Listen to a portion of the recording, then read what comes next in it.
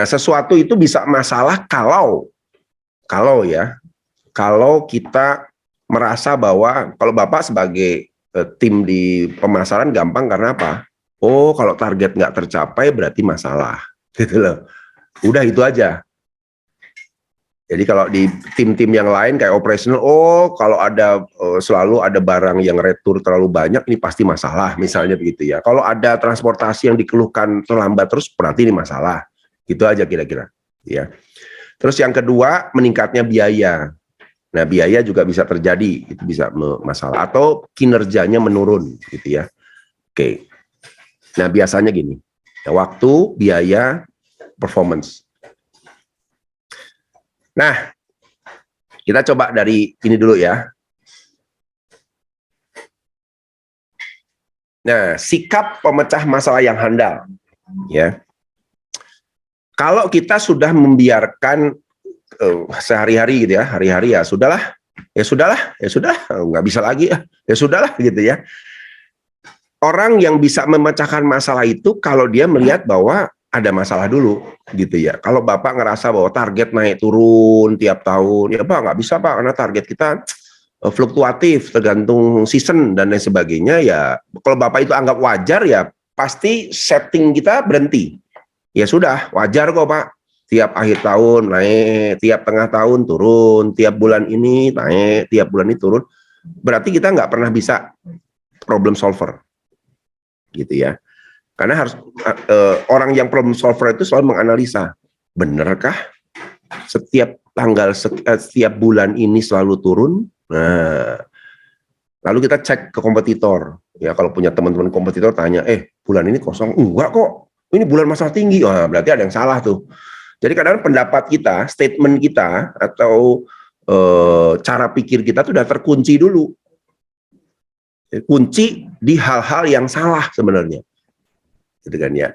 Bener nggak kalau kita, kondisi seperti ini tuh akan begini? Nah, itu kadang-kadang dikunci di situ tuh ya. Terus yang kedua, menghindari pikiran-pikiran negatif. Ini juga sama Pak. Ya, saya belajar neuroscience Pak. Ya, ini juga Bapak bisa latihkan ke para sales ya.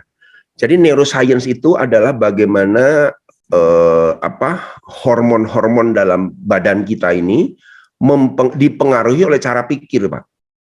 Ya, contoh kalau saya sudah stated ya, menyatakan bahwa oh ini nggak bisa, gitu ya, boleh percaya boleh nggak Pak, itu sel-sel badan kita itu kincup ya, itu ada penelitiannya menarik tuh, bahwa bisa lihat di YouTube tuh ya. Jadi sel-sel badan kita itu kincup gitu ya, dan otak kita akan melawan pikiran kita. Jadi kalau saya pun punya solusi dari orang lain, bisa kok begini, nggak bisa, aku udah coba. Selalu kita akan melawan apapun juga yang masuk ke kita, karena kita udah punya tembok bahwa saya nggak bisa nih, ini pasti gagal, ini pasti begini. Akhirnya dari statement yang sederhana itu membuat seluruh badan kita, pikiran kita, tubuh kita itu pokoknya sudah punya tembok aja, melawan apapun juga masukan yang baik dari orang lain. Nah, ini yang repot nih, gitu ya. Jadi seharusnya kalau kita melihat sesuatu, contoh, wah ini bisa kok, walaupun kita nggak ngerti bisanya apa ya, tapi ngomong bisa dulu Pak. Itu juga sama tuh, badan kita juga akan mencoba mencari, bisa ya, tapi gimana ya, sebentar, belum kepikir awalnya, masih bingung, bener nggak bisa ya, bisa kok. Nah, ini mulai ketika kita bilang bisa, mulai kita mikirin satu, ini bisa nggak ya, ini bisa nggak ya, ini bisa nggak ya, gitu. Itu neuroscience Pak. Ya, saya banyak melatih di beberapa bidang di dalam dunia sales ya. Kadang-kadang problem terbesar dari penjualan, terutama di para SR-SR-nya, itu adalah statement mereka yang salah duluan di awal. Aduh, ini pasti nggak bisa, ini pasti gagal. Nah, udah, otomatis tuh, mau atasan ngasih masukan apapun juga, kalau stated dia sudah mengatakan gagal, ya gagal beneran. Ya, itu unik tuh, ya. Jadi kita perlu ngerubah mindset gitu ya. Nah, kenapa juga banyak tuh sekarang pelajaran-pelajaran dalam dunia sales tuh bukan soal jualannya bagaimana, tapi bagaimana mengalahkan pikiran-pikiran si para salesnya sendiri. Nah, biasanya kita coach, sebagai atasan kita coach gitu ya. Karena salah satu dari ngerubah mindset seseorang itu adalah siapa yang ngomong. Kalau orang yang ngomong itu punya otoritas, ya ada banyak tuh ilmu-ilmunya tuh, salah otoritas ya, yang punya otoritas itu umumnya bisa memecahkan kebuntuan. Jadi orang, oh gitu Pak ya. Yang ngomong siapa dulu? Kalau temennya ngomong biasanya, alah kamu sama-sama sales ngerti apa? Kamu juga target selalu nggak tercapai. Nah, kan bisa gitu kalau sesama mereka. Tapi kalau kita sebagai atasan, kemampuan kita itu punya otoritas. Ya, walaupun sedikit ya, bisa kok, yakin bisa, coba dulu. Nah, ini sama saya di kantor juga sama tuh, sama anak-anak yang baru tuh, Pak, saya nggak bisa, harus bisa, besok harus bisa, titik gitu ya. Saya kasih target tinggi, bisa juga tuh. Jadi kadang-kadang orang itu harus kita dorong sampai maksimalnya dia mampu. Kadang-kadang orang tuh udah punya batasan-batasan sendiri gitu loh Pak. Kayak gelas ya. Kalau gelas kan begini ya. Kalau kita lihat gelas, kadang-kadang, nah ini juga masih jadi fenomena yang menarik nih ya. Kayak gelas kan macam-macam tuh ya. Ada gelas begini, ada gelas begini, ada cangkir lah ya, gini, ada sloki kecil dan lain sebagainya. Ya, jadi kapasitas kemampuan seseorang, ya kemampuan attitude segala macam itu sebenarnya pakai alat tes yang canggih itu nggak pernah ketahuan, Pak. Makanya saya bilang sales, apalagi sales ya, yang bidangnya benar-benar mental, habis-habisan mental kan, ya, itu hanya bisa kita tahu kapasitas dia itu dengan tindakan. Jadi nggak bisa tuh ada alat tes psikologi yang paling canggih ngukur sales tuh nggak ada, Pak.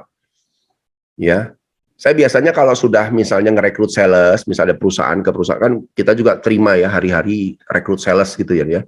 Saya biasanya jarang tuh pakai tes terlalu lengkap. Saya langsung tanya aja keras sama mereka. Kalau gini gimana? Kalau gini gimana? Kamu siap begini nggak? Gitu ya. Dan lain sebagainya. Akan lebih kelihatan tuh kapasitasnya gitu ya. Nah kalau kita lihat gelas seorang, kapasitas orang itu beda-beda Pak. Ada yang besar seperti ini. Tapi kita isinya cuma segini. Ini biasanya tergantung dari kitanya. Kalau mereka datang dengan, Pak nggak bisa ya Pak, tokonya begini, oh gitu ya, ya sudahlah, cari yang lain. Nah, nanti dulu Pak. Berarti secara tidak sadar sikap kita itu melemahkan sales itu sendiri. Berarti dia dapat pembenaran tuh, bener kan? Atasanku juga bilang nggak bisa kok, ya udah aku cari yang lain. Lama-lama lembek terus Pak, mentalnya nggak kuat. Tapi kalau sekali-kali kita paksa, bukan sekali-kali ya, sering kita paksa, oh enggak bisa, pokoknya tetap toko itu harus sekian. Tapi Pak, enggak ada tapi coba dulu. Kadang-kadang begitu Pak, nanti dia naik tuh, dia coba, dan di kita nggak ada toleransi kan, harus pokoknya. Naik lagi, oh dia baru sadar. Nanti nggak sadar, terus secara nggak sadar dia begini, oh ternyata bisa juga ya. Nah, ketika naik kemampuannya naik satu tingkat, ada kebanggaan buat dia, standar dia naik. Standar dia, oh berarti kalau ke toko ini juga bisa, toko ini juga bisa, toko ini juga bisa. Ya, ingat pelari Pak, dulu ada satu pelari terkenal Pak, namanya Bannister. Ya, dari dulu itu lari 400 meter itu tidak ada yang bisa di bawah, kalau nggak salah 10 detik tuh nggak ada tuh. 400 meter ya lari tuh di lapangan tuh ya.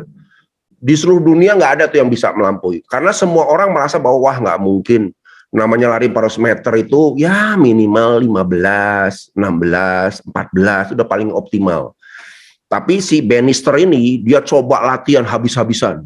Masa sih kita hanya bisa begitu? Akhirnya dia cobalah sekali, 2 kali, 3 kali. Saya berlatih terus sampai akhirnya dia bisa memecahkan rekor hampir 9,2 detik. 400 meter Pak, 9,2 detik. Itu seluruh dunia heboh Pak, wah berarti bisa tuh kita. Nah semenjak Bannister bisa memecahkan rekor, mindset orang pecah semua. Apa yang terjadi? Sampai rekor itu terpecahkan berikutnya sama orang-orang berikutnya. Mindsetnya udah terbuka semua. Ada yang bisa 8 detik, ada yang bisa 7 detik bahkan 400 meter Pak. Sama. Kita juga ke bawahan kita, SR kita, itu dia punya mindset yang salah. Ah, nggak bisa kok, ini pasti susah gitu loh. Kalau kita sebagai pimpinan sudah membatasi sikap negatif mereka dengan, ya sudah cari yang lain aja. Sulit ya? Ya sudah, hati-hati Pak. Itu sama dengan kita membiarkan dia dalam batasannya, gitu ya. Jadi ini bukan teori Pak ya, karena saya praktekkan. Di kantor saya nggak ada tuh yang bilang nggak bisa, nggak bisa. Kita menghandle banyak perusahaan harus multitasking. Satu orang trainer, kadang-kadang jadi harus interview, kadang-kadang harus jadi coach, kadang-kadang harus jadi marketing. Itu semua multitasking di perusahaan saya Pak. Kenapa? Karena saya yakin orang itu kalau kita dorong sampai tingkatan tertentu mampu kok. Dan saya kok tanya teman-teman yang udah ngalamin dulu gimana perasaannya? Iya ya Pak ya, ternyata bisa juga ya. Saya dulu nggak bisa begini kok, bisa juga ya. Nah, karena apa? Kita tidak boleh terlalu banyak toleransi. Jadi kadang-kadang kita sengaja secara nggak sadar membatasi kemampuan mereka. Nah ini yang penting Pak di awal Pak. Ya, jadi masalah ini harus ini. Sama